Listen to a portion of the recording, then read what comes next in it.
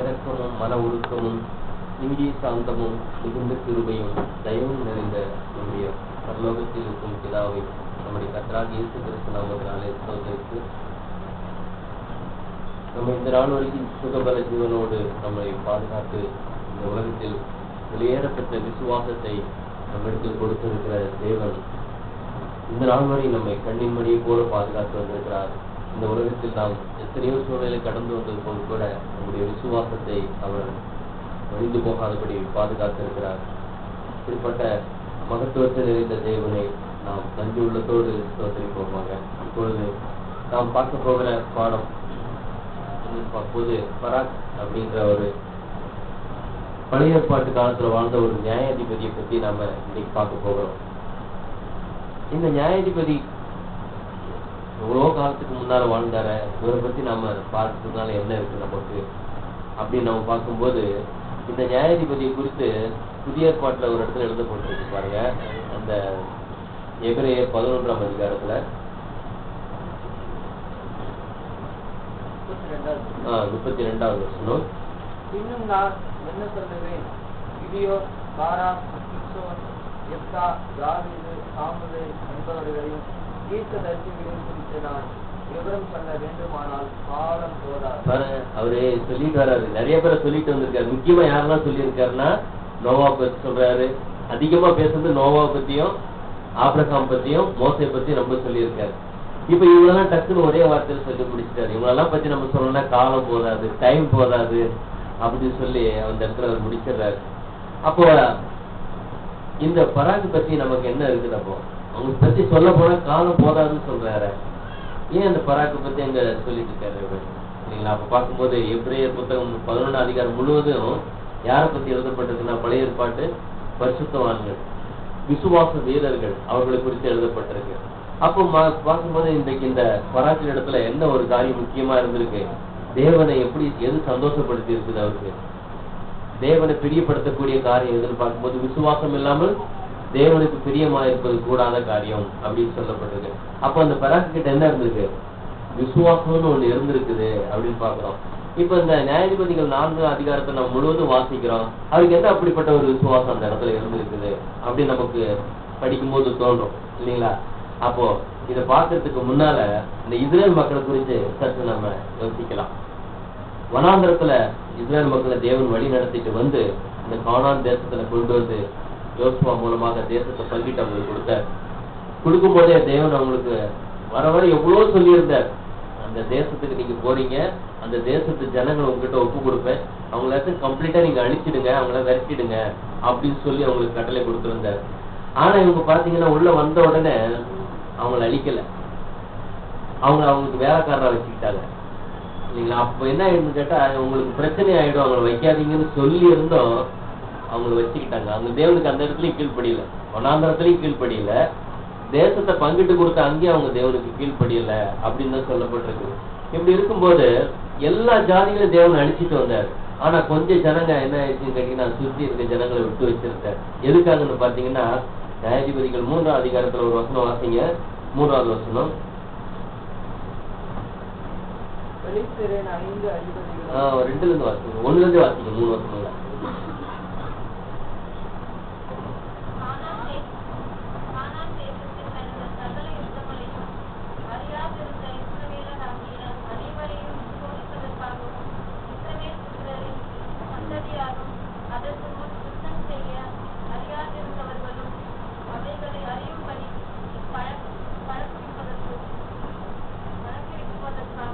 கர்த்தர் விட்டு வைத்த வாசிங்க.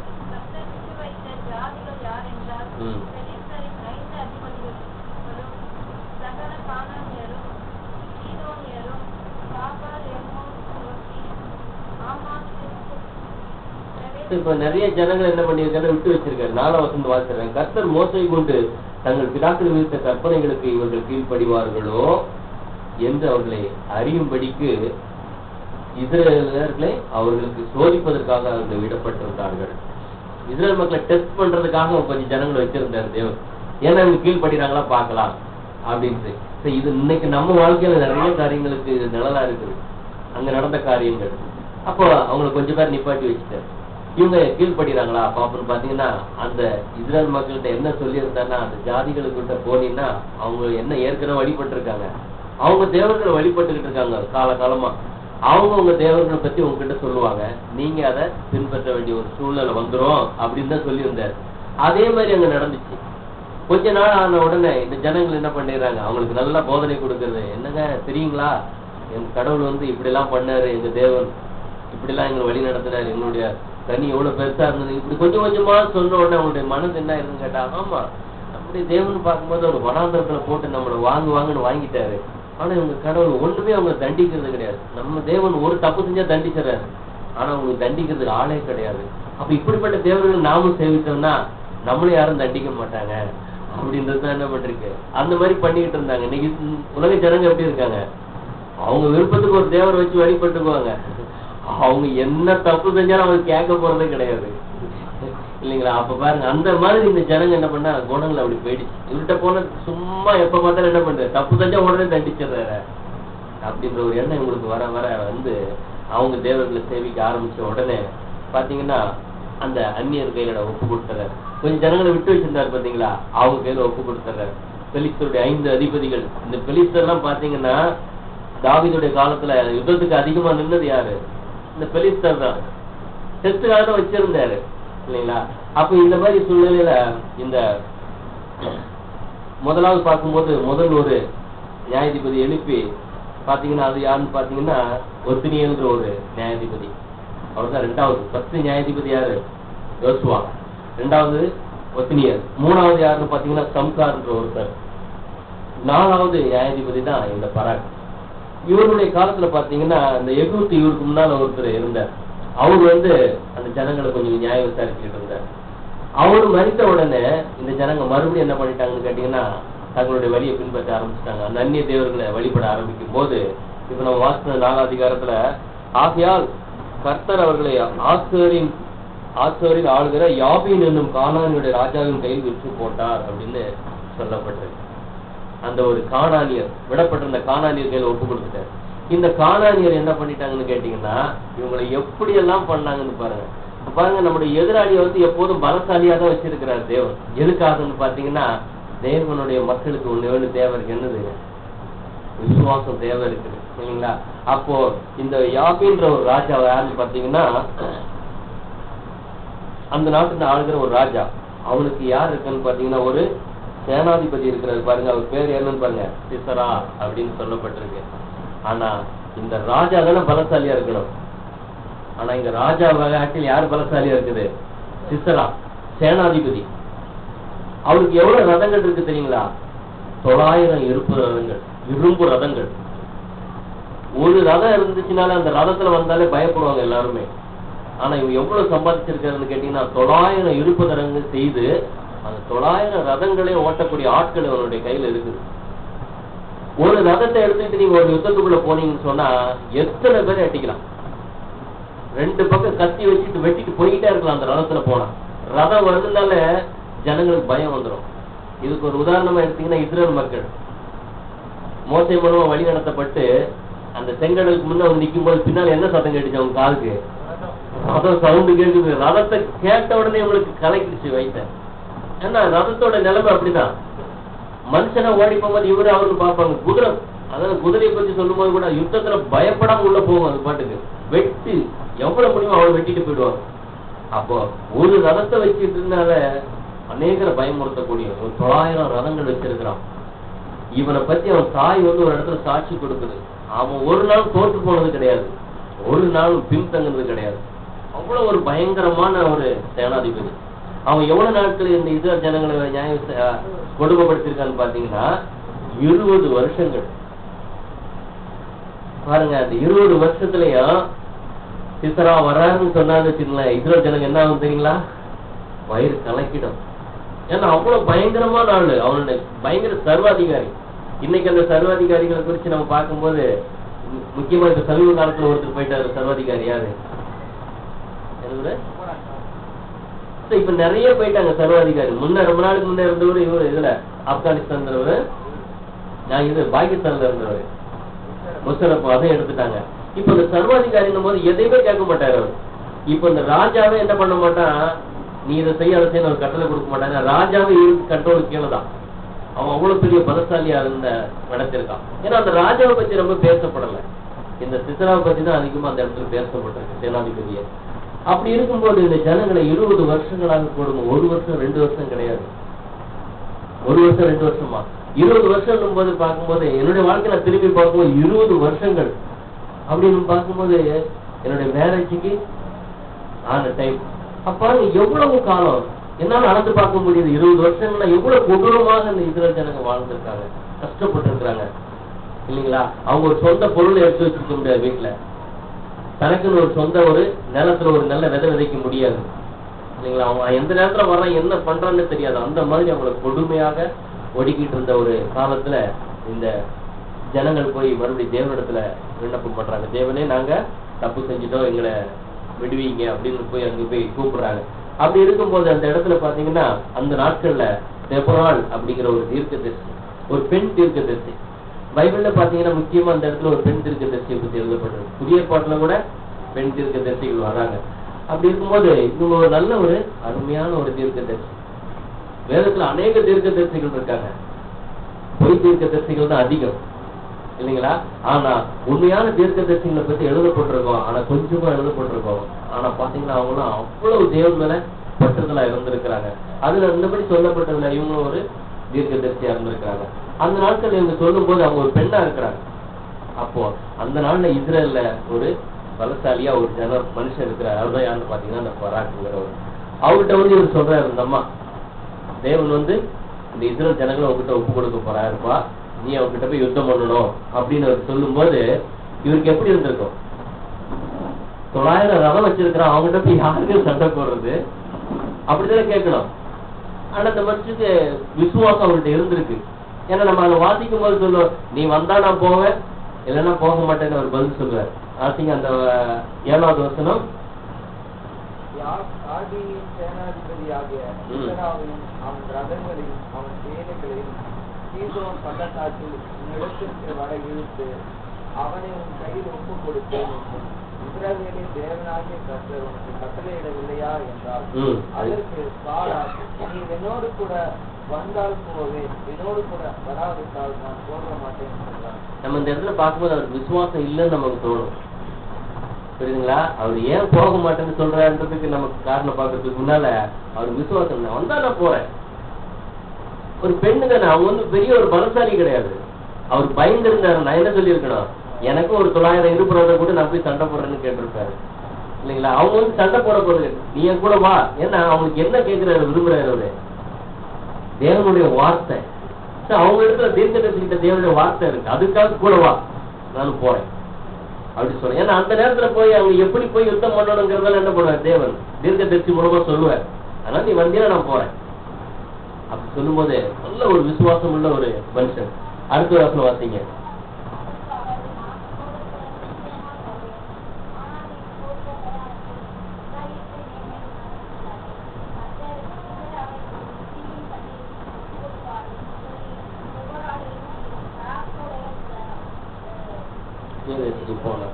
இப்ப இவர் என்ன சொல்லிடுறாருன்னா, நீ வரமாட்டேன்னு சொன்னோடனே அங்க ஒரு ஜட்ஜ்மெண்ட் மாறுது. இந்த சிசரா உன் கையில ஒப்பு கொடுக்க மாட்டேன். ஆனா சிசரா ஆக்சுவலா இவரு கையில தான் ஒப்பு கொடுக்கப்படுறாரு. அவர் சாவு மட்டும் தான் யாரு மூலம் வருது, ஒரு பெண்ணு மூலம் வருது. ஆனா இவரு தான் அவர் அடிக்கிறதே, புரியுதுங்களா. ஒரு மேன்மை உனக்கு கிடைக்காது, ஆனா அந்த மேன்மையை ஒரு திருக்கி கொடுத்துருவேன் அப்படின்னு சொல்லி அங்க சொல்றாரு. அப்ப இவர் என்ன பண்றாருன்னு கேட்டீங்கன்னா, யுத்தத்துக்கு அவரு ரெடி ஆகிட்டாரு. கிளம்பும் போது இப்போ ஒரு காரியம் அந்த இடத்துல நடக்குது. என்ன நடக்குதுன்னு பாத்தீங்கன்னா, இந்த 11வது வசனம் வாசிங்க.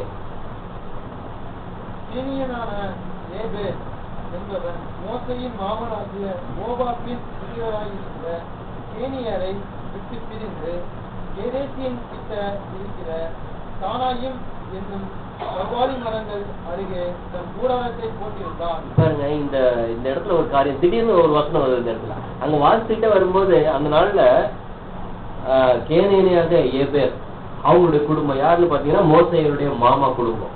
அந்த குடும்பத்தாரோட ஒரு கூட்டம் இருந்துகிட்டு இருக்குது. அதுல ஒரு மனுஷன் மட்டும் என்ன பண்றது கேட்டீங்கன்னா, அந்த ஜனங்களை விட்டு பிரிஞ்சு தன் ஒய்ஃபை கூட்டிட்டு போயிட்டு ஒரு காட்டுல ஒரு கருவாலி மரத்துக்கு கீழே போய் அங்க டென்ட் அடிச்சிருக்கிறார். என்ன நடக்குது இங்க? ஏன் இந்த மாதிரி எழுதப்பட்டிருக்கு? யார் இந்த மனுஷன் அப்படின்னு பார்க்கும்போது அடுத்த வசனம் வாசிங்க. அபினோகாமின் குமாரன் பாராக் தாம்போர் மலையில் ஏறி போனான் என்று சிசராவுக்கு அறிவிக்கப்பட்ட போது, இங்க பாருங்க, இந்த இடத்துல அந்த யுத்தத்துக்கு அவர் கிளம்புறாரு. கிளம்புறதுக்கு முன்னால தேவன் இன்னொரு காரியத்தை செஞ்சிட்டு இருக்காரு. என்ன சொன்னாரு? ஒரு இந்த பராக் யாருக்கு ஒப்பு கொடுப்பேன்? ஒரு பெண்ணிடத்துல ஒப்பு கொடுப்பேன் அப்படின்னு போது தேவன் வந்து நம்ம தேவனை புரிஞ்சு கொள்றதுக்கு அவ்வளவு ஒரு அருமையா வழி நடத்துறாரு. அந்த இடத்துல இது நடந்துகிட்டு இருக்கும் போது இன்னொரு காரியம் அங்க நடக்கப்படுது. அந்த ஒரு ஃபேமிலி பிரிஞ்சு வந்து தனியா ஒரு கருவாலி மரத்துக்கு கீழே வந்து டென்ட் போட்டிருக்குது. யார் அது அப்படின்னு பாத்தீங்கன்னா, அந்த ஒரு ஏபேர் கூட இருந்து வந்த ஓபாய் புத்திரில இருந்து பிரிஞ்சு வந்த ஒருவருடைய மனைவி பேர் தான் யாக்கேம். இந்த பெண்ணுகிட்ட தான் இந்த யார ஒப்பு கொடுப்பேன்னு சொல்லிட்டாரு, சிசராவை ஒப்பு கொடுக்குறேன்னு சொல்லி இருக்காரு. ஏன்? தேவனுடைய கண் எதை பார்க்குது? அந்த பெண்ணிடத்துல ஒரு விசுவாசத்தை தேவன் பார்த்திருக்கிறார். பாருங்க, ஜட்ஜ்மெண்ட் கொடுக்கறதுக்கு முன்னாடி சொல்ற ஒரு பெண்ணுடைய கையில ஒப்பு கொடுப்பேன்னு சொல்லி அந்த பெண்ணை என்ன பண்ற, அந்த ஒரு கூட்டத்துல இருந்து பிரிச்சு கொண்டு வர்றாரு. அவங்க யாரோட இருந்திருக்காங்க ஏற்கனவே? அவங்க பாத்தீங்கன்னா மோசையுடைய மாமா. அவங்க வந்து வேற இடத்துல வேற ஒரு ஜாதியில குடியிருக்கிற ஜனங்களை பிரிச்சு தனியா கொண்டுட்டு வர, தனியா கொண்டு வந்து கருவாலி மரத்துக்கு கீழே போட்டு ஒரு டென்ட் போட்டு உட்கார்ந்துருக்காங்க. இப்படி இருக்கும்போது அங்க யுத்தம் நடக்குது. யார் போயிட்டாரு? யுத்தம் பண்றதுக்கு பராக் போயிட்டாரு. அங்க போகும்போது அங்க யுத்தம் நடந்துகிட்டு இருக்கும் போது தேவனுடைய கையில ஒப்பு கொடுக்குற. அடுத்த வருஷம் 13ஆம் வசனம் வாசிங்க. 900 ரதங்களாகிய தன்னுடைய எல்லா ரதங்களையும் தன்னோடு இருக்கும் எல்லா ஜனங்களையும் புறஜாதிகளின் பட்டணமாகிய ஆராத்திலிருந்து கீசோன் பள்ளத்தாக்கிலே வரவழைத்தான். அப்பொழுது தெபோராள் பாராக்கை நோக்கி, எழுந்து போ, கர்த்தர் சிசராவை உன் கையில் ஒப்பு கொடுக்கும் நாள் வந்துவே. அப்ப பாருங்க, யுத்தத்துக்கு ஸ்டார்ட் ஆயிடுச்சு. இன்னைக்குதான் தேவன் உணர்வை ஒப்பு கொடுக்கிறார். இவர் நீ கூட வந்தாதான் போவேன்னு சொன்னது எவ்வளவு கரெக்டா இருக்கு பாத்தீங்களா? இப்ப இருந்தாருன்னு வச்சிடுங்களேன், நாளைக்கு கொடுப்பாரு உட்கார்ந்து இருப்பாரு இல்லைங்களா? அப்போ தீர்க்கதரிசி கூட வரணும்னு அவர் பிரியப்பட்டது இதுதான் காரணம். எந்த நாள்ல எந்த நேரத்துல எப்ப ஒப்பு கொடுப்பாருன்றத அந்த தீர்க்கதரிசி மூலமா தான் தேவன் சொல்லுவார். அப்போ கரெக்டா சொல்றாரு, இந்த நாள் தான் போய் யுத்தம் பண்ணு அப்படின்னு சொல்றாரு. உடனே அது போய் யுத்தம் பண்றாரு. பாருங்க, அவனை பார்த்தாலே இது வரைக்கும் எல்லா ஜனங்களும் திரும்பி ஓடி இருக்கிறாங்க. முதல் ஒரு மனுஷன் அவனை எடுத்து நிக்கிறார். எடுத்து நின்று யுத்தம் பண்றார். யுத்தம் பண்ணும்போது அவருடைய 900 இருப்பு ரதங்களையும் எடுத்து அடிக்கிறார். அடிச்சு பாத்தீங்கன்னா முதல் அவனுடைய வாழ்க்கையில தோல்வின்னு ஒண்ணு அந்த சிந்தரா சந்திக்கிறான். ரதத்தை விட்டு கீழே இறங்குறான். இறங்கி கால்நடையா ஓடுறான். பாருங்க, இவங்க வாழ்க்கையில இது நாள் வரைக்கும் தோற்றது கிடையாதுன்றத அவங்க அம்மா சொல்லுது பாருங்க. 5ஆம் அதிகாரத்துல 28வது வசனம். சிசராவின் தாய் ஜன்னலில் நின்று வலகனி வழியாய் பார்த்து கொண்டிருந்து, அவனுடைய ரதம் வராமல் பிந்தி போனது என்ன? எப்படி கேள்விக்குறியா இருக்கு? என்ன அவனுடைய ரதம் வராமல் பிந்தி போனது என்ன? எப்படி இது பெரிய கேள்வி. தாய் நினைக்குது, அவன் சின்ன வயசுல தோற்றதே கிடையாது. எப்படி அவன் ரதம் வராம போச்சு? அடுத்தது, அவனுடைய ரதங்களின் ஓட்டம் தாமதிக்கிறது என்ன என்று. அப்ப அவனுடைய ரதம் எப்படி இருந்திருங்க? நேற்று கூட பிரதர் சொல்லிட்டு இருந்தாங்க, எடுத்தனா 10 நிமிஷத்துல எங்க போடுமோ வண்டியில அவ்வளவு ஸ்பீடா போயிடுவேன்னு சொல்லி சொன்னாங்க பல்சர்ல. அந்த மாதிரி கரெக்ட் டைம் வச்சு எந்த இடத்துக்கு போகக்கூடிய பாருங்க. 900 ரதம் இருக்குன்னா இருக்குதே நல்ல ரதம் இவனுடைய கையில இருக்கும். 900 ரதத்திலையும் போட்டிருக்கிற குதிரைகள் இருக்கிறது பலசாலியான குதிரை இவனுடைய கையில இருக்கும் இல்லைங்களா? அப்படிப்பட்ட இவன் நின்று யுத்தம் பண்ணி முதல் அந்த யாருடைய கையில கீழே இறங்குறான் பாருங்க. ரதத்தை விட்டு இறங்குறான். 14வது வருஷம் 5 4 15 14. அப்பொழுது தெபோராள் பாராக்கை நோக்கி, எழுந்து போ, கர்த்தர் சிசராவை உன் கையில் ஒப்புக் கொடுக்கும் நாள் இதுவே. கர்த்தர் உனக்கு முன்பாக புறப்படவில்லையா என்றார். அப்பொழுது பாராக்கும் அவன் பின்னாலே 16,000 பேரும் தாபோர் மலையில் இருந்து இறங்கினார்கள். பாருங்க, என்ன ஒரு வார்த்தை சொல்ற, கர்த்தர் உனக்கு முன்னால புறப்படலையா? எப்படி வந்துச்சு இருக்குது இந்த யோசனை? உபாகம் சொல்றாரு, உனக்கு முன்ன நானே யுத்தத்துக்கு போவேன், நான் யுத்தம் பண்ண உனக்கு முன்னாலும் சொன்னேன். அந்த வார்த்தையை எங்க சொல்றாங்க, தேவன் உனக்கு முன்ன போயிட்டா இருப்பா போ அப்படின்னு சொல்லும் போது போற. அடுத்த வருஷம் கர்த்தர் சிசராவையும் அந்த எல்லா ரதங்களையும் சேனை இனத்தையும் பாராட்டுக்கு முன்பாக பட்டய கருக்கினால் கலங்கரித்தார். சிசரா ரதத்தை விட்டு பிச்சை இறங்கி கால்நடையாய் ஓடி போனான். பாருங்க, யுத்தம் பண்ணது யாரு?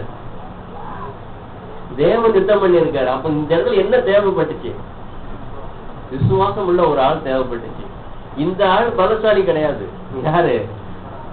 பராக் வந்து பலசாலி கிடையாது. அவர்கிட்ட இருந்த ஒரே ஒரு பலம் எது? விசுவாசம். தைரியமா முன்ன போகணும். அவர் ரதத்தை பார்த்த உடனே எங்க பயம் வந்துடும். இது வரைக்கும் எல்லாம் பயந்து இருக்கும் போது விசுவாசத்தோட முன்ன போறாரு. கோலியாத்து போல எல்லாரும் பயந்து போய் நிக்கிறாங்க. அந்த கோலியாத்தை பார்த்த உடனே எல்லாரும் கண்ணு பாக்குது. சவுல் பாக்குறாரு, இஸ்ரேல் தேசம் ஃபுல்லா பாக்குது. அவனை பார்க்கும் போதே கிட்டு ஆடுது எல்லாருக்கும். ஆனா சின்ன பையனா இருக்கிற அந்த தாவீது அவனை பார்க்கும்போது சொல்றாரு, ஏன்னா ஒரு மிருகத்தை போல இருக்கிறான், இவனுக்கு போய் பயந்துட்டு இருக்கீங்களே, எப்படி வந்துச்சு? அப்ப அது இந்த பலமா விசுவாசம் தான் இல்லைங்களா? அப்ப இந்த பராக் கிட்ட இருந்த விசுவாசம் சாதாரணமானது கிடையாது. நம்ம பாக்குறதுக்கு அந்த அளவுக்கு இல்ல. 900 ரதம் நின்னுச்சுன்னு வச்சுடுங்க. அப்படி நிக்க வச்சு பாருங்க ஒரு செகண்ட். 900 ரதம் நின்னுச்சுன்னா சுத்தி நிற்கும். சுத்தி நின்னா எத்தனை ரதம் நிற்கும்? நம்மளை சுத்தி ஒரு 1/2 கிலோமீட்டருக்கு முன்னாடி நிக்க வச்சீங்கன்னா ஒரு 100 ரதம் நிற்கும். ஃபுல்லா அடைச்சிட்டு அதுக்கு பின்னால் நிக்குது 4, 5 இல்லைங்களா? 9 சுத்து நிக்குது. திரும்பி பார்த்தா எப்படி இருந்திருக்கும் பராக்குக்கு? சாதாரண காரியம் கிடையாது. பார்த்த உடனே எல்லாருக்கும் பயம்தான் வரும். ஆனா தேவன் முன்ன போயிருக்கிறார், நம்ம போறேன்னு போறாரு. இதுக்குதான் இந்த ஒரு விசுவாசம் தான் தேவன் எதிர்பார்த்தது. போறாரு. போன உடனே அங்க தேவன் கலங்க அடிச்சு தோல்வியே காணாத ஒருவன் கீழே இறங்கி கால்நடையா ஓடுறான். பாருங்க, இது நடக்கக்கூடிய காரியம் கிடையாது இஸ்ரேல்ல. இது இஸ்ரேல் மக்களுக்கு எப்படி இருந்திருக்கும்? இவன் இருக்க பலசாலி ஆகிட்டு இருக்கான். 100 ரதம், 200 ரதம், 900 ரதம் ஆகி போச்சு. 100 ரதம் இருக்கும்போது கூட இஸ்ரேல் மக்களுக்கு ஒரு நம்பிக்கை வந்திருக்கும். யாராவது ஒரு ஆள் எழுப்பி தேவன் நம்மளை விடுவிச்சிருவாரு. அவனுக்கு ரதம் பெருகிட்டே போக போக போக அந்த இஸ்ரேல் மக்களுக்கு எப்படி இருந்திருக்கும்? அடடா போச்சு, 200, 300, 900 வந்துருச்சு, இனிமே சான்ஸே கிடையாது அப்படின்னு அவங்க முடிவு பண்ணியிருப்பாங்க இல்லைங்களா? அப்ப தேவனுக்கு லேசான காரியம் எல்லாம். அப்போ இறங்கி என்ன பண்ண கால்நடையா ஓடி வராங்க. ஓடி வரும்போது எங்க வராரு அவரு? ஏற்கனவே ஏபேர் குடும்பத்துல இருந்து பிரிச்சு கொண்டு வந்தாரு பாருங்க ஒரு குடும்பம். அந்த குடும்பம் காட்டுல வந்து டென்ட் போட்டு உட்கார்ந்து இருக்கு. இவர் அங்க ஓடியாரு. ஏற்கனவே இந்த 2 குடும்பத்துக்கு பழக்கம் இருக்கு. யாருக்கு? இந்த யாக்கேல் குடும்பத்துக்கும் இந்த சித்தராவுக்கும் பழக்கம் இருக்கு. தெரியும், ஒரு பழக்கமானவர் தான் அவர் அங்க வீட்டுக்கு வர்றாரு. அந்த டென்ட் ஓடி வரும்போது அவங்க வீட்டுக்காரர் கிடையாது, இந்த அம்மா மட்டும்தான் நிக்கிறாங்க. என் ஆண்டவனே ஓடியாங்க அப்படின்னு சொல்றாரு. வந்த உடனே இவர் ரொம்ப நம்பிக்கையா வர்றாரு. ஏன்னா நம்ம ஆள் தானே அது அப்படின்னு சொல்லிட்டு வந்து நேர ரூமுக்கு வந்துடுறாரு. வந்து அந்த இதுல வந்து படுத்துக்கிறாரு. படுத்து எனக்கு தண்ணி கொடு அப்படின்னு சொல்றாரு. ஸோ அப்போ தண்ணியை கொடுத்துட்டு என்ன கொடுக்குறாங்க? அதுக்கப்புறம் பாலை கொடுக்குறாங்க, குடி நல்லா சாப்பிடுன்னு கொடுத்துட்டு அவர் படுத்துட்டு ரொம்ப நம்பிக்கை இருக்கு. என்னன்னு கேட்டா, இது நம்ம ஆள் தானே, இது ஒண்ணும் பண்ணாது, நல்ல ரெஸ்ட் எடுக்கலாம், யுத்தத்துல இருந்து வந்த களைப்புல படுத்து தூங்கிட்டு இருக்கும் போது கூடாரம் அடிப்பாங்க பாத்தீங்களா, ஆணி இவ்வளவு நீளம் இருக்கும், எப்படி குறைஞ்சது. அந்த ஆணி எடுத்து நெத்தில வச்சு அடிச்சு இறக்கிட்டாங்க அந்த அம்மா. பாருங்க எப்படி மறிச்சிருக்கான் பாருங்க. அடுத்த வாசிங்கல 17 வாசிங்க. கால்நடையாய் கேனியானான ஏபோரின் மனைவி யானேலுடைய கூடாரத்திற்கு ஓடி வந்தான். அப்பொழுது யாபீன் என்னும் அக்சோரின் ராஜாவுக்கும் கேனியனான ஏபேரின் வீட்டுக்கும் சமாதானம் உண்டாயிருந்தது. யாகேல் வெளியே சிசராவுக்கு எதிர்கொண்டு போய், உள்ளே வாரும் என் ஆண்டவனே, என் நண்டை உள்ளே வாரும், பயப்படாதேயும் என்று அவனோடு சொன்னான். அப்படியே அவள் அண்டை கூடாரத்திலே உள்ளே வந்த போது அவனை ஒரு சமுகாலத்தில் மூடினான். அவன் அவளை பார்த்து, குடிக்க எனக்கு கொஞ்சம் தண்ணீர் தான், தாகமாய் இருக்கிறேன் என்றான். அவள் பால் தூக்கியை திறந்து அவனுக்கு குடிக்க கொடுத்து திரும்பவும் அவனை மூடினான். அப்பொழுது அவன், நீ கூடார வாசலிலே நின்று யாராவது ஒருவன் வந்து, நீ யாராகிலும் இருக்கிறார்களா என்று உன்னிடத்தில் கேட்டால், இல்லை என்று சொல் என்றான். பாருங்க, அவனுக்கு பயம்னு ஒண்ணு வந்துச்சு பாத்தீங்களா? பயப்படாத ஒருத்தன் சொல்றான், யாராவது வந்தா என்று சொல்லிட்டு அந்த பக்கமா ஓடி போயிடுறேன் அப்படின்னு சொல்லி அவனுக்கு நினைச்சா நல்ல ஒரு யார் கிடைச்சது, ஒரு பாடி கட்டு கிடைச்சிருச்சு நமக்கு அப்படின்னு நினைச்சிட்டு படுத்துட்டாரு. பின்பு ஏபேரின் மனைவியாகிய யாகேல் ஒரு கூடார ஆணியை எடுத்து தன் கையிலே சுத்தியை பிடித்துக் கொண்டு மெல்ல அவன் அண்டையிலே வந்து அவன் நெற்றியிலே அந்த ஆணியை அடித்து போட்டார். அது உருவி போய் தரையிலே புதைந்தது. அப்பொழுது ஆகாயமாய் தூங்கின அவன் செத்து போனான். பாருங்க, நெத்தில வச்சு அடிச்சது எங்க போயிடுச்சு? தரையில போய் பதிஞ்சிடுச்சு. அவன் நினைச்சு பார்த்திருப்பானா இந்த மாதிரி ஒரு சாவு வரும்னு அவனுக்கு, இல்லைங்களா? அவனை பாருங்க, எவ்வளவு பலசாலி, பயங்கரமான பலசாலி. இஸ்ரேல் தேசத்தை கலங்கடிச்ச ஒரு பலசாலி ஒரு பெண்ணுடைய கையில ஆணி அடிச்சு க்ளோஸ் பண்ணிட்டார் தேவன். பாத்தீங்களா? இந்த 2 பேர்கிட்ட என்ன இருந்துச்சு? விசுவாசம். ஒரு பராக்கு கிட்ட இருந்த விசுவாசம் அவனை ரதத்துல இருந்து கீழே இறக்கி விட்டுருச்சு. இந்த பெண்ணுகிட்ட இருந்த ஒரு விசுவாசம் அவன் நெத்தியில வச்சு ஆணி வச்சு அடிச்சு கீழே போட்டுருச்சு. சோ இதுதான் இங்க நடந்த ஒரு சம்பவம். இப்ப என்ன ஆயிட்டு இருக்கு? அந்த இடத்துக்கு இஸ்ரேல் ஜனங்களுக்கு என்ன ஆயிடுச்சு? இப்போ விடுதலை, கம்ப்ளீட் விடுதலை. அடிமைத்தனத்திலிருந்து விடுதலை, பயத்திலிருந்து விடுதலை, மரண பயத்திலிருந்து விடுதலை, கம்ப்ளீட் விடுதலை கிடைச்சிருச்சு, இல்லைங்களா? இப்போ இத குறிச்சு நீங்க பாத்தீங்கன்னா இந்த 5ஆம் அதிகாரம் முழுவதும் ஒரு பாட்டா பாடி இருக்கிறாங்க. தெபொராள் வந்து ஒரு பாட்டா பாடுறாங்க, எந்த மாதிரி நடந்திருக்குது. இன்னொரு இடத்துல ஒரு பாட்டு பாடியிருக்காங்க. இங்க செங்கடலை விட்டு மேல வந்தோன்னு ஒரு பாட்டு படிச்சிருக்கிறாங்க, இல்லைங்களா? அங்க என்னெல்லாம் நடந்ததுங்கிறது ஃபுல்லா ஒரு பாட்டா படிச்சிருக்காங்க. அப்ப இந்த இடத்துல ஒரு பாட்டு படிக்கிறாங்கன்னா கிட்டத்தட்ட எந்த மாதிரி நிலைமை இருந்திருக்கு? நடக்க முடியாத ஒண்ணு, எகிப்து விட்டு அவங்களால வெளியே வர முடியாத ஒரு சூழ்நிலை. அதே மாதிரி இந்த ஒரு சித்ரா கிட்ட இருந்து தப்பிக்க முடியாத ஒரு நிலையில இருந்ததுனாலதான் பிரமிக்கப்படத்தக்கதான ஒரு அதிசயத்தை தேவன் செஞ்சார். அதனாலதான் அவர் பாட்டா எழுதுறாங்க. அவங்க நடக்க முடியாத ஒண்ணு நடந்துருச்சே அப்படி சொல்லி அந்த 5ஆம் அதிகாரம் முழுவதும் ஒரு பாடல் தான். சோ இந்த ஒரு சம்பவம் தான் இங்க நடந்திருக்கு. இது எதுக்கு ஒரு அடையாளமா இருக்கு? இப்போ சொன்ன இந்த பராக்குடைய விசுவாசம் எவ்வளவு முக்கியமானது பார்த்தீங்களா? அந்த பராக்குடைய விசுவாசத்தினால்தான் இன்னைக்கு ஜனங்களுக்கே விடுதலை, இல்லைங்களா? இந்த பராக்கை பத்தி நம்ம பார்க்கும்போது முதல்ல இந்த சம்பவத்தை குறித்து நம்ம பார்க்கணும். நமக்கு என்ன ஒரு பாடமா இருக்கு? நமக்கு பார்க்கும்போது வேதத்துல அநேக காரியங்கள் எப்படி இருக்குங்க, பழைய ஏற்பாடு காரியங்கள் எல்லாமே. கொலோசியர் 2ஆம் அதிகாரத்துல 17ஆவது வசனம் வாசிக்கலாம்.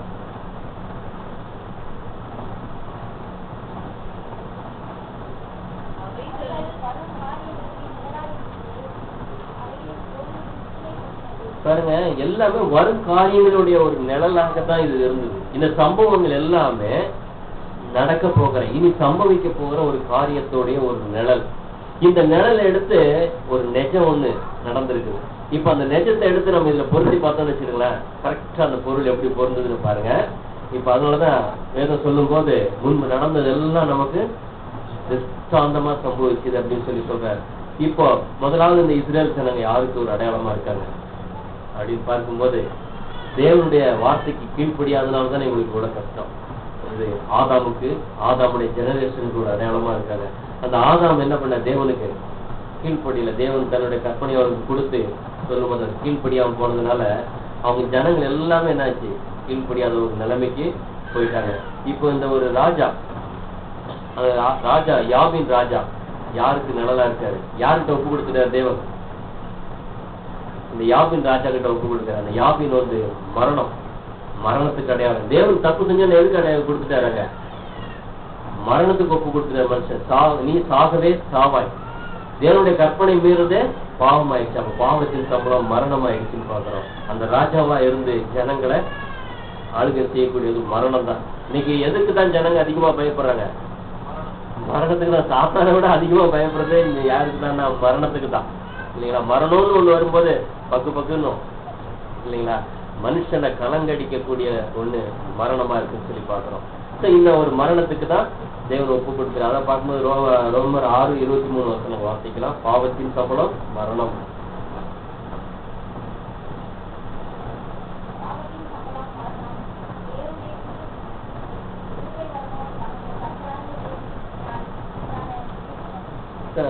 இதுதான். இப்போ இந்த ஒரு ராஜாவுக்கு ஒரு சேனாதிபதி இருக்கிறாரு. யாரு? இதான் சிசரா. இந்த சிசரா யாரா இருக்கும்? சிசரான்ற வார்த்தைக்கு அர்த்தம் என்னன்னா படை வகுப்பு. ஒரு படை வகுப்பு அப்படின்னு சொல்லப்பட்டிருக்கு. இது யாருக்கு அடையாளமா இருக்கும்? ஜனங்களையே பயமுறுத்திக்கிட்டு இருக்கிறான். எல்லாரையும் அப்படி வந்தான்னா எல்லாருக்கும் பயம் வந்துடும். இது சாத்தானுக்கு அடையாளம். இந்த உலகத்தை முழுவதும் யாருடைய கண்ட்ரோல்ல இருக்கு? இன்னைக்கு அவன்கிட்ட இருக்க எல்லாரும் எது? ஜனங்களை பயமுறுத்தி வச்சிருக்கிறான். பாவம் மரணங்களுக்குள்ள கட்டி வச்சிருக்கிறான், இல்லைங்களா?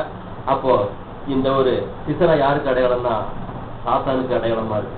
சிசராங்கிற வார்த்தை படை வகுப்பு அப்படின்னு சொல்லி எழுதப்பட்டிருக்கு. அப்போ அவன் ஜனங்களை கொடுமையாக, அந்த ஆதாம்ல இருந்து பிறந்த ஜனங்கள் எல்லாருக்கும் எப்படிதானா கொடுமையாக அரசாண்டுகிட்டு இருக்கான், கொடுமையாக அவங்களை ஒடுக்கிக்கிட்டு இருக்கான். அவன் தோற்றதே கிடையாது. எது வரைக்கும் தோற்றது கிடையாது? 4000 வருஷம் வரைக்கும் அவன் தோற்றதே கிடையாது. அவன் எடுத்ததெல்லாம் சேர்ந்தான். ஜனங்களை எவ்வளவு முடியுமோ அவ்வளவு பயமுறுத்தி வச்சுட்டு இருந்தான். இப்போ இந்த பராக் வர்றாரு. தேவன் இந்த பராக்கை என்ன பண்ண சூஸ் பண்றாரு. பராக்குன்ற வார்த்தையோட அர்த்தம் என்னன்னு கேட்டீங்கன்னா மின்னல். மின்னல் அப்படின்னு அர்த்தம். பாருங்க, இஸ்ரேல்ல எந்த ஒரு பேர் இருந்தாலும் கூட அந்த பேருக்குள்ள அவ்வளவு பெரிய அர்த்தம் இருக்கும். மின்னல் அப்படின்னா வெளிச்சத்தை கொடுக்கக்கூடியதா இருக்கு இல்லைங்களா? பாருங்க, அந்த மேகம் வந்து அங்க வரும்போது இந்த மின்னல் அனுப்பி தேவன் என்ன பண்ணார், அதை விடு அந்த தண்ணி உருகி போகும்படி செய்கிறார் இல்லையா? அப்ப அந்த மின்னல் வந்து வெளிச்சம் அப்படின்னு சொல்லப்பட்டது. இது எதுக்கு அடையாளமா இருக்கு? நம்முடைய கர்த்தராகிய இயேசு கிறிஸ்துக்கு ஒரு அடையாளமா இருக்கிறார் மின்னல் அப்படின்னு சொல்லப்படும் போது. அவரே நான் உலகத்துக்கு வெளிச்சமா இருக்கிறேன் அப்படின்னு சொல்லியிருக்காரு. இப்ப பார்க்கும்போது இந்த சிசராவை அழிக்கிறதுக்காக தேவன் யாரை ஏற்படுத்தி, பராக்க ஏற்படுத்துறது போல சாத்தான் அழிக்கிறதுக்காக யாரைதான் ஏற்படுத்துற தேவன்? கர்த்தராகிய இயேசு கிறிஸ்து ஏற்படுத்தி இருக்கிறார். பார்க்கும்போது இவர் கூப்பிட்டு சொல்றாரு, நீ போய் அந்த சிசராவோட யுத்தம் பண்ணி சொல்லும்போது அவர் போக மாட்டேன்னு சொல்றாரு இல்லைங்களா? ஏன்னா அவர் போக மாட்டேன்னு சொல்றாரு. அப்ப அவரை போக சொன்னது யாரு?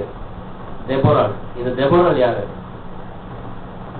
தேனி. அந்த தெபோராள்ன்ற வார்த்தையோட அர்த்தம் தேனி அப்படின்னு அர்த்தம்.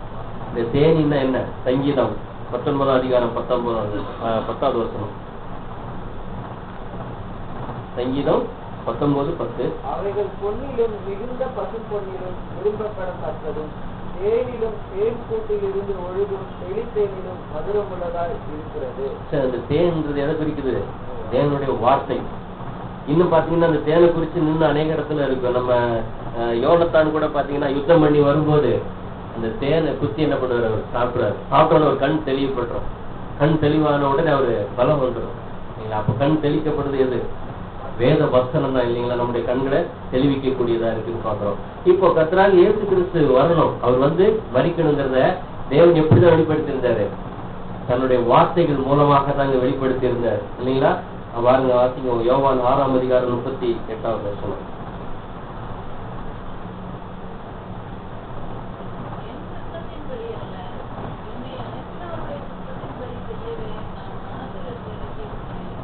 பாருங்க, இப்போ அவர் வந்து எதுக்காக வந்தாரு? பராக்கு வந்தது போல இந்த ஜனங்க எல்லாரையும் கட்டி வச்சு பயமுறுத்திக்கிட்டு இருந்த அந்த ஒரு சிசராவை அழிக்கிறதுக்கு அவர் வந்தது போல இந்த உலகம் முழுவதும் அவனுடைய கண்ட்ரோல்ல இயங்கிக்கிட்டு யாருமே அவனை ஜெயிக்க முடியாது. ஒரு நாள் அவன் தோற்றதே கிடையாது. பாத்தீங்கன்னா தேவனுடைய மக்கள் எவ்வளவு பேர் வந்தாங்க. மோசே வந்தாரு. மோசே என்ன பண்ணிட்டாருங்க, ஒன் டைம் கோவப்பட்டோன்னு அவருடைய கண்ட்ரோலுக்கு போயிட்டாரு.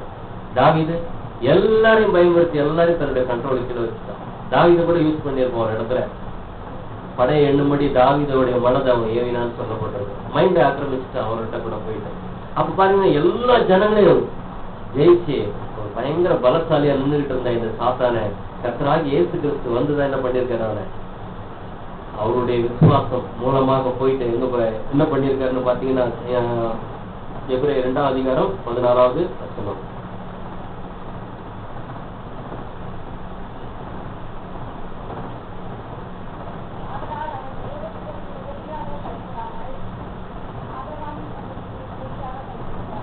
பாருங்க, இப்போ எப்போ ஒரு தோற்று போனது? 2000 வருஷத்துக்கு முன்பாக சாத்தான் தோற்று போயிட்டாரு. 11. ஆதலால் பிள்ளைகள் மாம்சத்தையும் ரத்தத்தையும் உடையவராய் இருக்க அவரும் அவர்களை போல மாம்சத்தையும் ரத்தத்தோட உடையவரானார். மரணத்துக்கு அதிகாரியாகிய பிசாசானவனை தமது மரணத்தினாலே அழிக்கின்றது. பாருங்க, மரணத்துக்கு அதிகாரியாகிய பிசாஸ். மரணம்னு ஒண்ணு இருக்குது, அதான் அந்த ராஜா. அந்த ராஜாவுக்கு அதிகாரியா இருக்கிறது யாரு? இந்த சிசரா தான். அவர் அழிக்கிறதுக்காக இயேசு கிறிஸ்து அடிமை ரூபம் எடுத்து வந்து மனுஷ சாயலாகி ஆதாமுக்கு மீட்கும் பொருளாக கொடுத்து என்ன பண்ணாரு? முதலாவது அவருடைய அதிகாரத்தை தேவன் பிடிங்கி இவருடைய கையில கொடுக்கிறார். எப்போ ரதத்தை விட்டு கீழே இறங்கினாரு? நான் தான் பெரியவன் நின்று இருக்கும் போது 2000 வருஷத்துக்கு முன்னால ரதத்தை விட்டு இறங்கி வச்சுக்கல. அவருடைய பலத்தை பிடிங்கிட்டாரு. அதனாலதான் இப்ப லூக்கா 10:19 சொல்றாரு பாருங்க ஒரு வசனம்.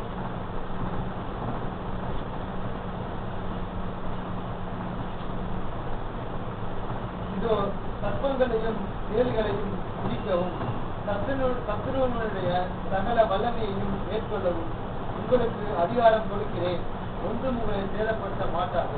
பாருங்க, ஜெயிச்சாச்சு. அவர் ஜெயிச்சுட்டு இப்ப அடுத்தது நமக்கு அந்த அதிகாரத்தை கொடுத்து, இப்ப ரதத்தை விட்டு இறங்கி எங்க ஓடியாரு? இப்போ சிசரா ரதத்தை விட்டு இறங்கி யாக்கேலுடைய கூடாரத்துக்கு ஓடியாரு. இப்போ அந்த யாக்கேல் அப்படின்னா என்ன அர்த்தம் தெரியுங்களா? மலை ஆடு அப்படின்னு அர்த்தம். மலை ஆடு. மலை என்னும் போது என்னது? ராஜ்யம் இல்லையா? தேவனுடைய ராஜ்யம். ஆடுங்கிறது நம்ம ஆடா இருக்கு. ஏன்னா கர்த்தராகிய இயேசு கிறிஸ்து ஆட்டுக்குட்டியானவர், நாம ஆடுகளா இருக்கிறோம். நானே நல்ல மேய்ப்பன்னு சொல்லி சொல்றாரு. அப்போ அந்த யாக்கேல் யாருக்கு அடையாளமா இருக்கு? இப்போ சபை இல்லையா? இப்ப அவர் இறங்கி ரதத்தை விட்டு இறங்கி இப்ப எங்க வர்றாரு? அதுதான் பார்க்கும்போது இப்ப சாத்தான் எங்கதான் வந்துட்டு இருக்காரு பயணம் பண்ணி? யாகேல் கூட தான் வரணும், வேற எங்கேயும் போக மாட்டாரு. ஏன்னா யாகேல் எங்க இருந்தாங்க முன்னால? அவங்களுடைய கண்ட்ரோல்ல தான், அவங்களுடைய ஆளுதான் இல்லைங்களா? அவங்களுக்கு சொந்தக்காரங்க தான் இல்லைங்களா? அப்ப நாம கூட எங்கதான் இருந்தோம் முன்ன? அவனுடைய ஆளு, அவனுடைய கண்ட்ரோல் தான் எல்லாமே. எபேசியர் 2:1-2 வாசிச்சுட்டு வரலாம்.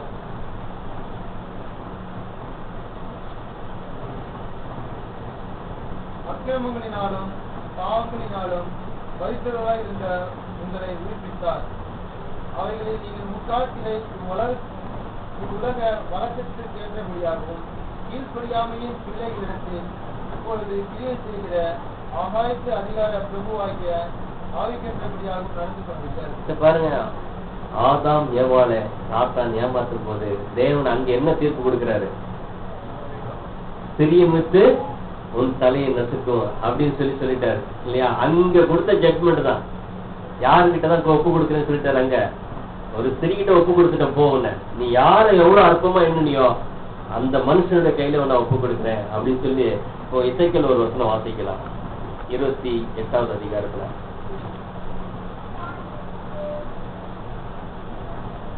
18வது வசனம்.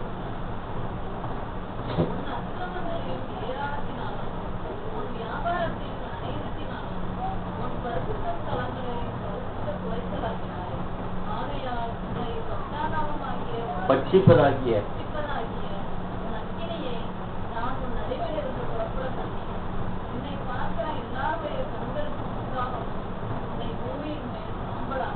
பாருங்க, உன்னை பட்சிப்பதாகிய ஒரு அக்னியை நான் உன் நடுவிலிருந்து எடுப்பேன்.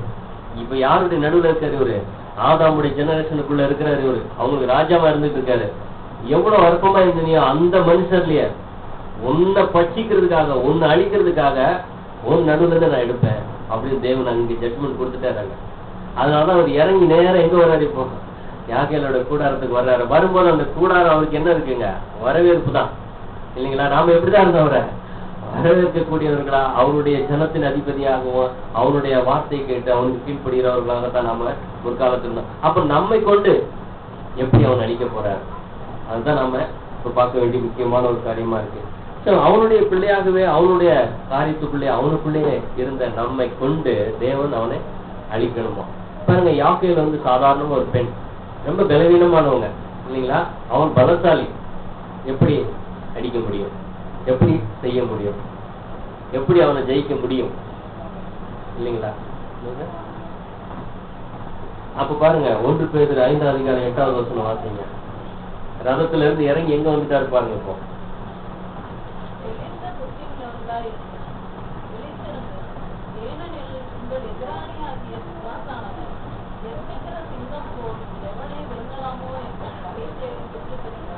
பாருங்க, அதனாலதான் நேரம் இங்க வந்துடுறான். வந்துட்டு என்னன்னு கேட்டீங்கன்னா, யாரை விழுங்கலாம் வகை தேடி சுத்திட்டு அவருக்கு யார் இடம் கொடுக்குறாங்களோ அவங்க சாப்பிடலாம் அப்படின்னு பார்க்கும்போது, இந்த 2000 வருஷங்களாக நீங்க பாத்தீங்கன்னா, முதலாவது சபை, ஆதி சபை ஆரம்பிக்கும் போது நல்ல ஒரு விசுவாசத்தோட ஆரம்பிக்கப்பட்டது. நல்ல சாத்தானுக்கு எதிர்த்து நிக்கக்கூடிய விசுவாசம் அவங்களுக்கு இருந்துச்சு. நாள் ஆக ஆக அந்த சபையோட நிலைமை என்ன ஆயிடுச்சுன்னு கேட்டீங்கன்னா, கொஞ்சம் கொஞ்சமா அவங்களுடைய காரியங்களை சபைக்குள்ள கொண்டு வர ஆரம்பிச்சுட்டான். அப்ப வரும்போது பாத்தீங்கன்னா, வெளிப்படுத்த 12வது அதிகாரத்துல 9வது வசனம் வாசிக்கலாம்.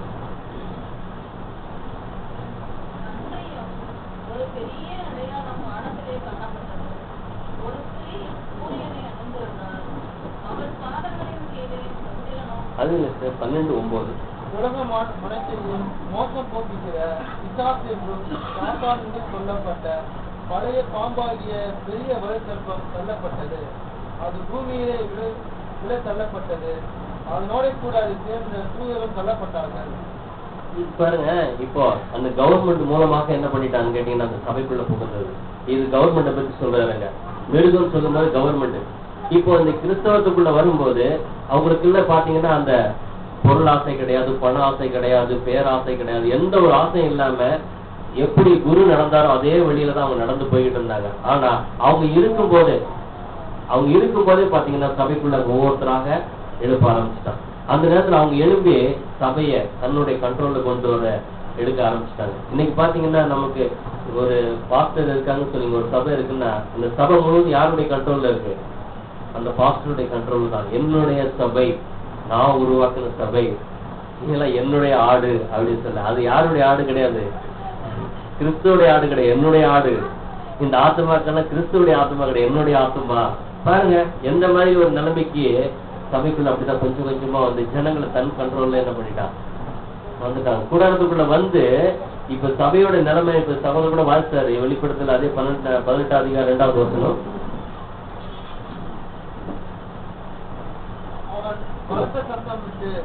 மகாபாபிலோன் விழுந்தது. அது பேய்களுடைய குடியிருப்பும் சகலவித அசுத்த ஆவிகளுடைய காவலியிடும் அசுத்தமும் அருவருப்பும் உள்ள சகலவித பறவைகளுடைய கூடுமாயிற்று. பாருங்க சபை எந்த கண்ட்ரோல் கொண்டு வந்தாச்சு? இப்போ உலகமே அவருடைய கண்ட்ரோல்ல தான் இருக்குது. ஆனா அதுல இருந்து விடுவிக்கப்பட்ட ஒரு சபைய மறுபடியும் தன்னுடைய கண்ட்ரோல் கொண்டு வரும்படி இயேசு கிறிஸ்து இருக்கும்போதே மத்தேயு 13 அதிகாரத்துல இந்த காரியத்தை குறித்து சொல்லியிருந்தார். என்ன சொல்லியிருக்கிறாருன்னு பாத்தீங்கன்னா அந்த வசனம் வாசிக்கலாம். இதே வார்த்தை அங்க சொல்லியிருக்காரு பாருங்க. மத்தேயு 13 அதிகாரம்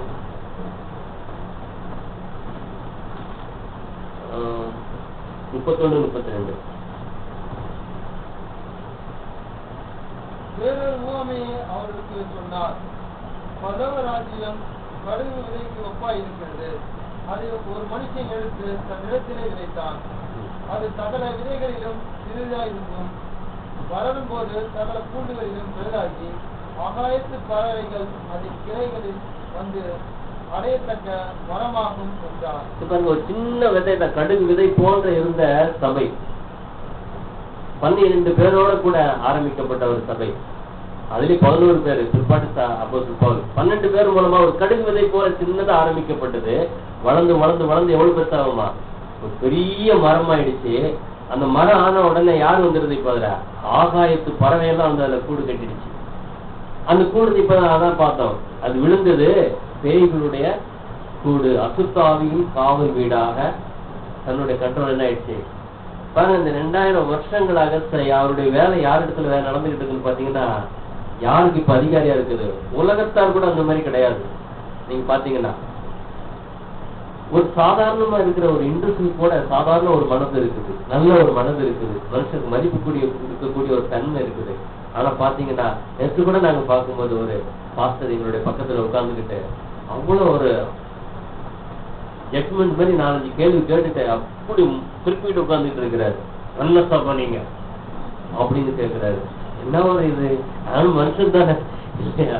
பாருங்க யாருடைய கண்ட்ரோல்ல போயிட்டாங்க. அப்படி பார்க்க பயமா இருக்குது. ஏன்னா அவனுடைய கண்ட்ரோலுக்குள்ள போயிட்டாங்க. அவனுடைய போதனைகளால் நிரம்பி இருக்கிறாங்க. வாயை திறந்தா கவார்னு கொப்பளிச்சிருவாங்கன்னு சொல்லிட்டு வாய்க்கு விட்டு கொடுக்கவே இல்லை. அவர் பேச சான்ஸ் கொடுக்காம டப் டப்னு அடிச்சு நிப்பாட்டு.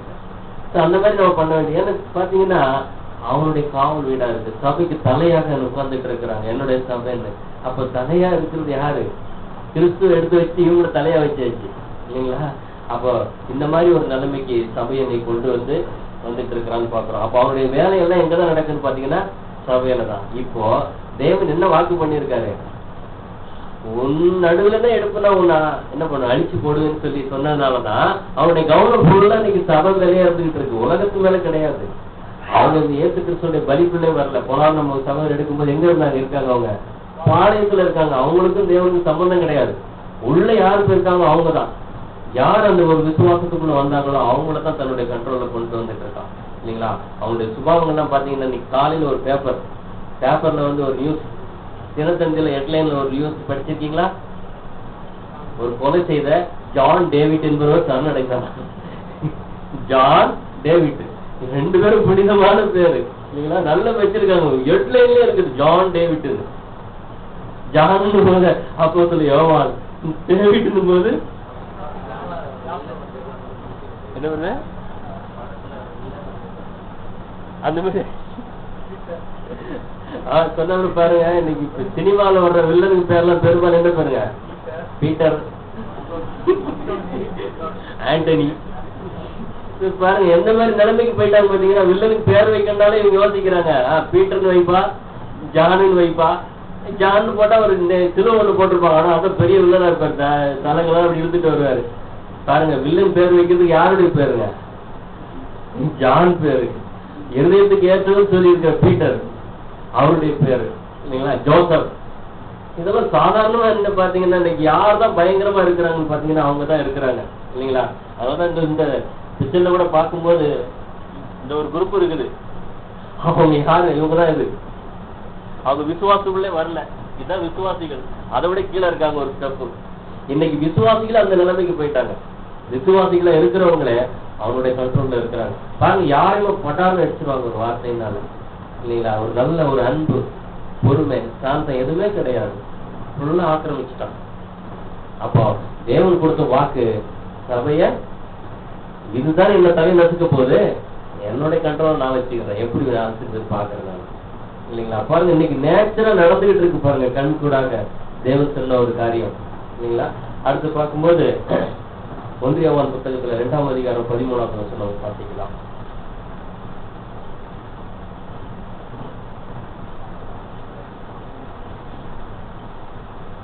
பிதாக்களே, ஆதி முதல் இருக்கிறவரை நீங்கள் அறிந்திருக்கிறதினால் உங்களுக்கு எழுதுகிறேன். வாலிபரே, பொல்லாங்கனை நீங்கள் ஜெயித்ததினால் உங்களுக்கு எழுதுகிறேன். பிள்ளைகளை, நீங்கள் பிதாவை அறிந்திருக்கிறதினால் உங்களுக்கு எழுதுகிறேன். பாருங்க இது யாருக்கு, பொல்லாங்கனை ஜெயித்தவர்களுக்கு எழுதுறேன்னு சொல்றாரு. பொல்லாங்கனை ஜெயித்தவர்கள் யாரு? இவங்க எல்லாம் பாத்தீங்கன்னா அப்போஸ்தலன் ஒரு நாள் அவருடைய கண்ட்ரோலுக்கு இடம் கொடுக்கவே இல்லை, ஒரு நாள் அவருடைய இச்சைக்கு அவங்க இடம் கொடுக்கவே கிடையாது. அவங்க பாத்தீங்கன்னா அவங்களுக்கு தனக்கு ஒரு பேர் ஸ்தாபிக்க விரும்பல, தனக்கு பணம் வேணும், புகழ் வேணும்னு அவங்க தேட விரும்பல. இன்னைக்கு பேசுற வார்த்தைகள் எல்லாமே பணம் தான். பணம் இருந்தா போதும். எங்க இமானுடைய அண்ணன் ஒருத்தர் இருக்கிறார், ஒரு சர்ச்சில் போயிட்டு ஜெபம் பண்ணுறதுக்கு போய் கேளுங்க அப்படின்னு கேட்டிருக்கிறாங்க. ஜெபம் பண்றதுக்கு கேளுங்க, நீங்க 3 நாள் உபவாசம் பண்ணி ஜெபம் பண்ணுங்க, உங்க பிரச்சனை எல்லாம் தீர்ந்துருன்னு போய் கேட்டிருக்காப்ல. எனக்கு இந்த மாதிரி 3 நாள் ஜெபம் பண்ணணும்னு எனக்கு சபையில இடம் கொடுங்க, கொடுக்க மாட்டேன்ட்டாரான். ஆடி காசு கொடுத்தாங்க, போக பண்ணுட்டாங்க. இவங்க எல்லாம் காசு வரும்போது உள்ள விடுறாங்க பாருங்க. அப்ப அவன் கேட்கிறான், அப்பதான் முத கிறிஸ்துக்குள்ள வர்ற அவனுக்கு காசு கொடுத்தா மட்டும் உள்ள விட்டுறாங்களா, என்ன இது பாருங்க. எதுக்கு முக்கியத்துவம்? அவன் சொல்றான், நான் எனக்கு 3 நாள் உபவாசம் பண்ணி நான் ஜெபம் பண்ண போறேன், எனக்கு இடம் கொடுங்க. பியூரான விசுவாசம் இருக்கு, தேவனுக்கு பிரியமா இருக்குது. ஆனா பணம் கொடுத்தா உள்ள அனுப்புறேன்னு சொல்றாங்க இல்லைங்களா. பணம் முக்கியமா இன்னைக்கு இருக்குது, பணம். அடுத்தது புகழ், இதுக்குதான் நீங்க எல்லாத்துக்கும் அடிமையாக்கி வச்சிருக்கேன். ஆனா இந்த அப்போஸ்தலன் பாத்தீங்கன்னா ஒரு நாளும் அவங்களுடைய காரியத்துக்கு அவங்க இடம் கொடுக்கவே இல்லை. அதான் பார்க்கும்போது இந்த 1 யோவான் 1ஆம் அதிகாரத்திலேயே ஒரு வசனம் வாசிக்கலாம், 3வது வசனம். நீங்களும் எங்களோட ஐக்கியம் உள்ளவர்களாகும்படி நாங்கள் கண்டும் கேட்டும் இருக்கிறதை உங்களுக்கு அறிவிக்கிறோம். எங்களுடைய ஐக்கியம் பிதாவோடும் அவருடைய குமாரனாகிய இயேசு கிறிஸ்துவோடும் இருக்கிறது. இவங்களுடைய ஐக்கியம் எங்க இருந்திருக்கு? பிதாவோடும் அவருடைய குமாரனோட இருந்துச்சு அவங்களுடைய ஐக்கியம். அதனாலதான் அவங்க உலகத்தை ஜெயிக்க முடியுது, சாத்தானை ஜெயிக்க முடிஞ்சு. இப்ப இவங்களுடைய ஐக்கியம் எங்க இருக்குது? பணத்தோடும் பேரோடும் புகழோட இருக்குது. அப்ப எங்க பிதாவோட குமாரனோட ஐக்கியமாக்க முடியும் இல்லைங்களா? அப்ப யார் ஜெயிக்க முடியும்? அப்ப யார் அந்த சாத்தானி நெத்தியில ஆணி அடிக்க முடியும்னு பாத்தீங்கன்னா, யார் அப்போஸ்தலரோட ஐக்கியமா இருக்கிறாங்களோ, யார் கிறிஸ்துவோட ஐக்கியமா இருக்கிறாங்களோ இல்லைங்களா. அப்போஸ்தலருடைய வார்த்தைகள், அவங்களுடைய வசனத்துக்கு கீழ்ப்படியும் போது, அவங்க எழுதுற வார்த்தைக்கு கீழ்ப்படியும் போது நாம் அவங்களோட ஐக்கியப்படுறோம். அவங்களுடைய ஐக்கியம் பிதாவோட குமாரனோட இருக்கு. இப்படி இருந்தா நிச்சயமா நாம என்ன பண்ணலாம்? ஆணி வச்சு நெத்தியில அடிக்கலாம். நெத்தின்னு சொல்லும் போது, ஆணின்னு சொல்லும் போது என்னது? தேவனுடைய வார்த்தை தான் இல்லைங்களா. தேவனுடைய வார்த்தையினாலதான் அவனை ஜெயிக்க முடியும். பாக்குறேன் இடையில நிறைய சபையில் நிறைய பாடங்கள் எடுத்தாங்க. அந்த எபேசியர் 6ஆம் அதிகாரத்துல இருந்து கூட நிறைய காரியங்களை இது குறித்து நம்ம பார்த்திருக்கோம். அப்ப நம்மளுடைய நோக்கம் என்ன அப்படின்னா, சாத்தானை நாம ஜெயிக்க வேண்டியதா இருக்கு. தேவன் சேலஞ்ச் பண்ணி இருக்கிறார். நிச்சயமாகவே யார் மூலமாக அவனுக்கு முடிவு இருக்கு இல்லையா? சபை மூலமா தான் அவனுக்கு முடிவு இருக்குன்றது நம்ம பாக்குறோம். இப்ப நியாயாதிபதிகள் 5ஆம் அதிகாரத்துல 9ஆம் வசனத்திலிருந்து வாசிங்க. ஜனங்களுக்குள்ளே தங்களை மனப்பூர்வமாய் ஒப்புக் கொடுத்த இஸ்ரவேலின் அதிபதிகளை என் இருதயம் நாடுகிறது. கர்த்தருக்கு ஸ்தோத்திரியுங்கள். வெள்ளை கழுதைகளின் மேல் ஏறி வருகிறவர்களே, நியாயஸ்தலத்தில் வீட்டிருக்கிறவர்களே, வழியில் நடக்கிறவர்களே, இதை பிரசித்தமாயுங்கள். இதுல யார பத்தி சொல்றாங்க? இது அந்த பாடுற பாட்டுல யார பத்தி சொல்லுங்க? ஜனங்களுக்குள்ள தங்களை மனப்பூர்வமாய் ஒப்பு கொடுத்த இஸ்ரவேலின் அதிபதிகளை என் இருதயம் நாடுகிறது. ஜனங்களுக்குள்ள யார் மனப்பூர்வமா தங்களை ஒப்பு கொடுக்குறாங்களோ அவங்கள என்னுடைய இருதயம் நாடுகிறது அப்படின்னு சொல்றாரு. அப்போ இந்த ஒரு வாழ்க்கைக்கு நமக்கு என்ன தேவை இருக்கு? முதலாவது மனப்பூர்வமாக ஒப்பு கொடுக்க வேண்டியதா இருக்கு. முழு இருதயத்தோட, முழு பலத்தோட, முழு சிந்தையோட தேவனிடத்துல நம்ம அன்பு கூற வேண்டியதா இருக்கு. கொஞ்சம் உலகத்துக்கு கொஞ்சம் பணத்துக்கும் கொடுத்தோம்னா அவன் நம்ம நெத்தில வச்சு ஆணி அடிச்சுவான் இல்லைங்களா? அடுத்தது பாத்தீங்கன்னா வெள்ளை கழுதைகளின் மேல் ஏறுகிறவர்களே. எது வெள்ளை கழுதை? கழுதைன்னா என்ன? போதனை. வெள்ளை கழுதுன்னு சொல்லும் போது சுத்தமான போதனை.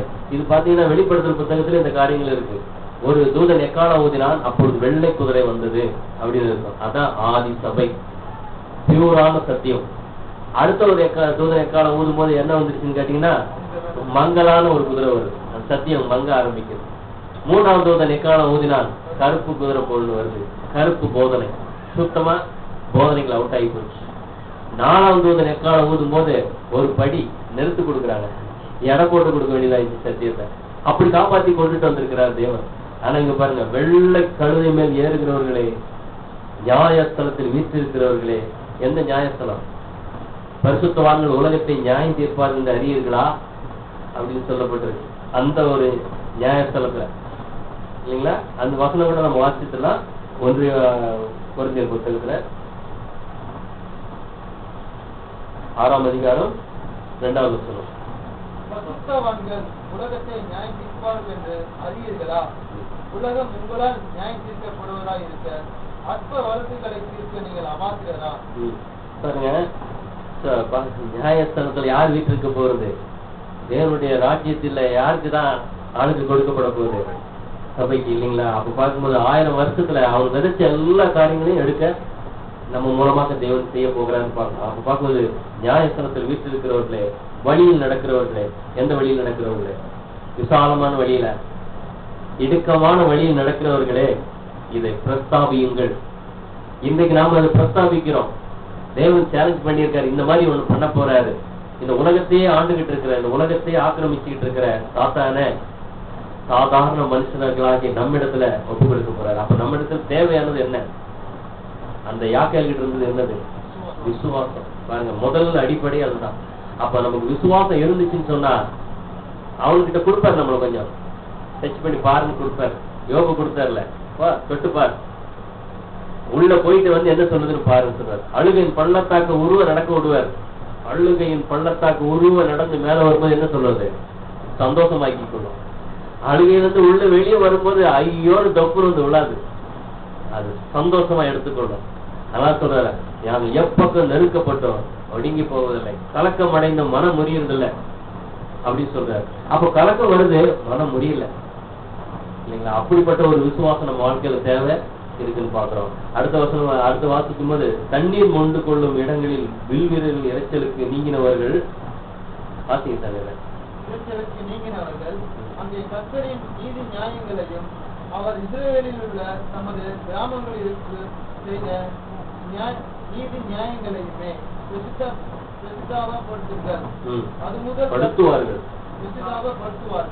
இதெல்லாம் 1000 வருஷம் நடக்க போகிற ஒரு காரியத்தை சொல்றாரு. அடுத்தது, அது முதல் கர்த்தரின் ஜனங்கள் ஒளிமுக வாசலிலே போய் இறங்குவார்கள். இப்ப தேவனுடைய ஜனங்கள் ஒளிமுக வாசல் அப்படின்னும் போது அந்த 1000 வருஷம் அரசாட்சியில இந்த உலகத்துல ஸ்டாண்ட் பண்ண போறாங்க அப்படின்னு அங்க சொல்றாரு. அடுத்தது, விழி விழி தெபொராளே, விழி விழி பாட்டுப்பாடு, பாராட்டு எலும்பு, அபிநேகோமின் குமாரனே, உன்னை சிறையாக்கினவர்களை சிறையாக்கி கொண்டு போ. பாருங்க, எங்க இருக்கு இந்த வசனம்? இது எபேசியர் 4ஆம் அதிகாரம் 8வது வசனத்தை இங்க இருந்து எடுத்து எழுதுறாங்க. வாசிங்க, எபேசியர் 4:8.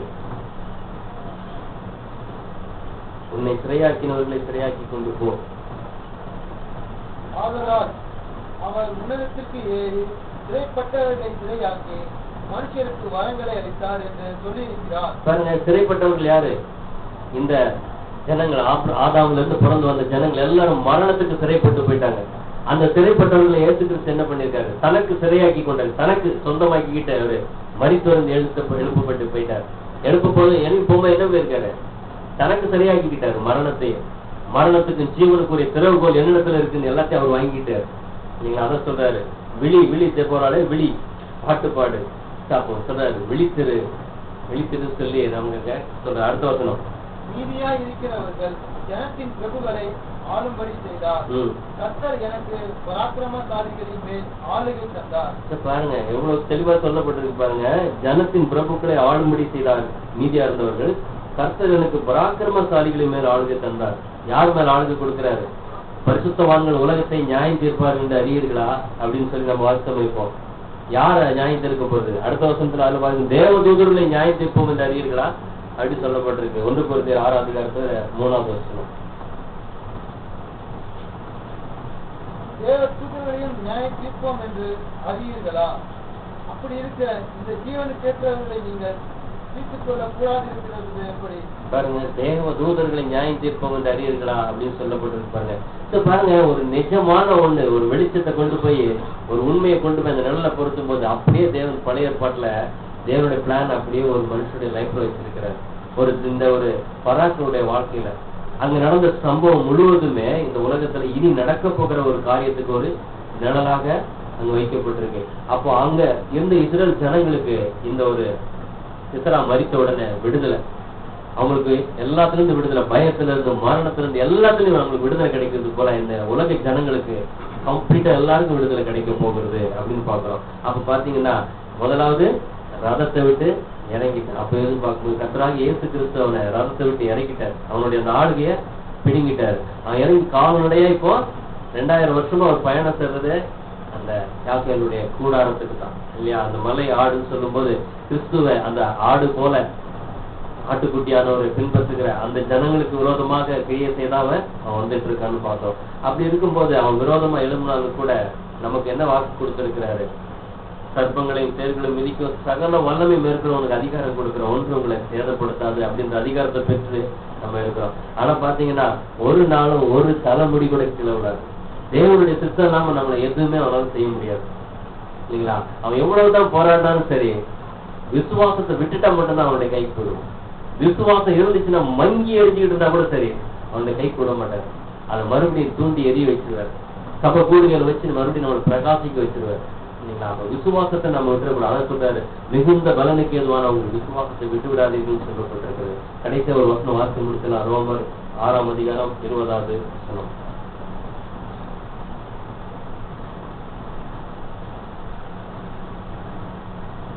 பாவத்திற்கு நீங்கள் அடிமைகளாய் இருந்த காலத்திலே நீதிக்கு 16:20 19 வாசிங்க. சமாதானத்தின் தேவன்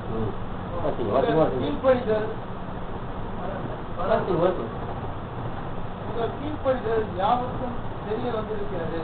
ஆகியால் உங்களை குறித்து சந்தோஷப்படுகிறேன். ஆனாலும் நீங்க நன்மைக்கு ஞானிகளும் தீமைக்கு பேதைகளுமாய் இருக்க வேண்டும் என்று விரும்புகிறேன். சமாதானத்தின் தேவன் சீக்கிரமாய் சாத்தானை உங்கள் காலின் கீழே நசுக்கி போடுவார். நம்முடைய கர்த்தராகிய இயேசு கிறிஸ்துவினுடைய கிருபை உங்களுடனே கூட இருப்பதாக. பாருங்க, அவனை காலில் நசுக்கி போனா என்ன பண்ணுமா? நீங்கள் நன்மைக்கு ஞானிகளாகவும் தீமைக்கு பேதையா இருக்கு. உலகத்துல எப்படி இருக்கு? அப்படி ஆப்போசிட்டா தான் இருக்குது. எதுக்கு பேதையா இருக்காங்க? நன்மைக்கு பேதையாக தீமைக்கு ஞானியா இருக்காங்க. உலகத்துல தீமை செய்யறது ரொம்ப சந்தோஷம். நன்மையா அப்படின்னா என்னன்னு கேட்கிற அளவுக்கு இருக்காங்க இல்லைங்களா? ஆனா வேதம் நமக்கு என்ன சொல்லுது? நன்மைக்கு நீங்க ஞானியாகவும் தீமைக்கு பேதையாங்க. தீமையா அப்படின்னா என்னங்க? பாவம் அப்படின்னா என்னங்க அப்படின்னு சொல்லணுமா? நன்மைன்னா என்னங்க அப்படின்னு உலகம் கேட்குது. ஏங்க இந்த மாதிரி செய்றீங்க? நல்லது செய்யுங்க. நன்மை அப்படின்னா என்ன? பேதையா இருக்காங்க. ஒன்றும் புரியல அவங்களுக்கு, சின்ன குழந்தை போல இல்லையா? அப்ப இப்ப நம்ம கிட்ட வந்து சொல்லும் போது அப்படி மாத்து, ஏங்க நீங்க தீமைக்கு பேதையாங்க. தீமையா அப்படின்னா என்னங்க? அப்படி இருந்தோம்னா சாத்தான காலங்கள் மிதிச்சு போடுவார். அதுதான் அங்க சொல்லிட்டாரு. ஒரே வார்த்தை முடிச்சார். நன்மைக்கு ஞானியாகவும் தீமைக்கு பேதையா இருந்தீங்கன்னா சமாதானத்தின் தேவன் சாத்தான உங்கள் காலங்கள் மிதித்து போடுவார் சொல்லப்பட்டிருக்கு. அப்ப பாருங்க, இந்த இன்னொரு வருஷமா அந்த நியாயாதிபதி 4ஆம் அதிகாரத்துல 5 அதிகாரம் 24 4 வருஷம் வாசி முடிச்சிடலாம். ஸ்திரீகளுக்குள்ளே கேனியானான ஏபோரின் மனைவியாகிய யாகேல் ஆசீர்வதிக்கப்பட்டவள். கூடாரத்தில் வாசமாய் இருக்கிற ஸ்திரீகளுக்குள்ளே அவள் ஆசீர்வதிக்கப்பட்டவளே. தண்ணீரை கேட்டான், பாலை கொடுத்தாள்.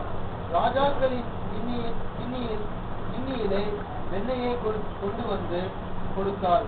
தன் கையால் ஆணியையும் தன் வலது கையால் தொழிலாளரின் முக்கியையும் பிடித்து சிசராவை அழித்தாள். அவன் நெற்றியில் உருவத்தொடாவி அவன் தலையை உடைத்து போட்டாள். அவன் கால் அருகே அவன் வணங்கி விழுந்து கிடந்தான். அவள் கால் அருகே வணங்கி விழுந்தான். அவன் எங்கே மடங்கி விழுந்தானோ அங்கே மடிந்து கிடந்தான். பாத்தீங்களா? ரோமன்ல வாசிச்ச அதே வார்த்தை அங்க எழுதப்பட்டிருக்கு. சோ அந்த வார்த்தை எடுத்தா ரோமன்ல என்ன பண்ணிருக்காங்க, எழுதிருக்காங்க, சமாதானத்தின் தேவன் சாத்தானை உங்கள் கால்களும் இழுத்து போடுவார். அப்போ ஒரே ஒரு வழியை சொல்லி முடிச்சார். நன்மைக்கு எப்படி இருக்கணும், ஞானியாவே, தீமைக்கு வேதையா இருங்க. மாத்தி எடுத்துட்டோம்னு சொன்னா சாத்தான நம்ம கால்களும் நம்மளை சுத்தி வச்சு அவன் அடிச்சு போட்டுருவான் இல்லைங்களா? ஜனங்கள் எல்லாத்தையும் அவனுடைய கண்ட்ரோல் வச்சிருக்கான். அப்போ நன்மைக்கு ஞானியாகவும் தீமைக்கு பேதையாக நாம் இருந்தோம்னு சொன்னா நிச்சயமா நாம கூட எப்படி என்ன ஆகலாம், அந்த யாக்கேல் போல அந்த சித்திரவை அடித்து போல சாத்தான நாமும் ஜெயிக்க தேவன் தாமே நம்ம ஒருவருக்கும் உதவி செய்வாராக. ஆமாம்.